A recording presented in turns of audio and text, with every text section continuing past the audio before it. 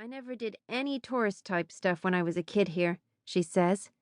She has no interest in being a tourist now, either, but her question gets the driver talking about the best time to see Mount Vernon and the Jefferson Memorial, the museums, the Washington Monument. His conversation carries them over the Maryland state line.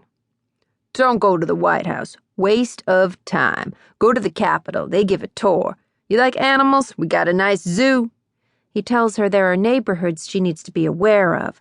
He has a handle on the place, he explains. He's an observer. They cross the Potomac, hit some traffic, sit baking at a traffic light. All the while, he is still talking. But you aren't going to get back into the city so easy if you're staying way the heck out there.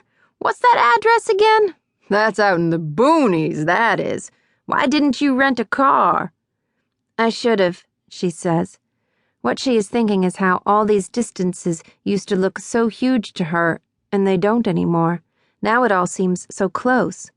Baltimore used to seem so far from D.C., but in California she'd drive that far for a dinner date. They head farther into what used to be the country, the meter clicking away. Potomac, Travala. He hands her a cold Coke, and this time she takes it, rolling the cool can across her brow before popping the tab open. They arrive at the guest house just as the sunset is blooming, the sky like fire. Behind a fading red and white barn, the wind combs a hayfield, making the grass move in waves. The hugeness of the sun dwarfs the hills and fields and everything around them as she stands in the gold light on the pebbled driveway, watching the shadows move. Handing her a suitcase, the driver says, "So you grew up here? What made you want to leave?" She laughs, squinting out into the horizon. A breeze brings the swampy scent of frog spawn.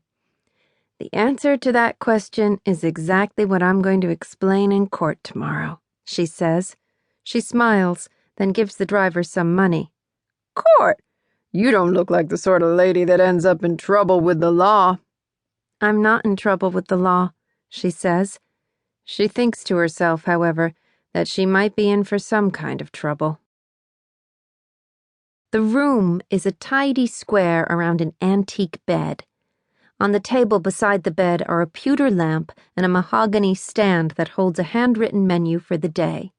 For breakfast, she can have colonial-style eggs that come on a slab of brown bread made from a recipe traced back to the days of Jamestown's settlers. For supper, she can have peanut soup and shepherd's pie and chilled salad. There is wine and cocktails and various craft beers.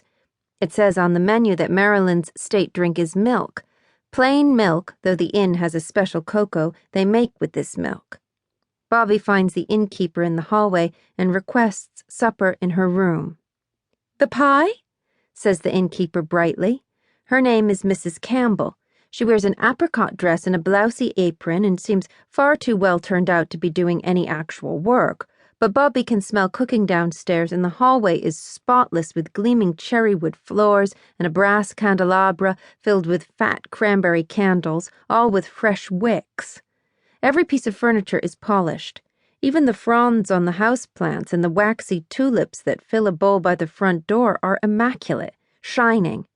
She hasn't seen a housekeeper, and she wonders if Mrs. Campbell spends all day cleaning, and how she seems to have the only house in all of rural Maryland without a single housefly. "There's a gazebo out back if you want to have your supper there," Mrs. Campbell says. She has a breathless, nervous way of speaking to Bobbie, the curls on her butter-blonde hair rattling with her words. "We can turn on the lights. It's really quite nice." But Bobbie prefers to take dinner in her room. From her table by the window, her chair angled to overlook the valley, she sits, eating her dinner quietly. She detects the moon in the darkening sky. She watches the stars slip into focus. Years back, beneath this same sky, she'd lie on grass still warm from the heat of the day and watch the stars with a boy named Dan.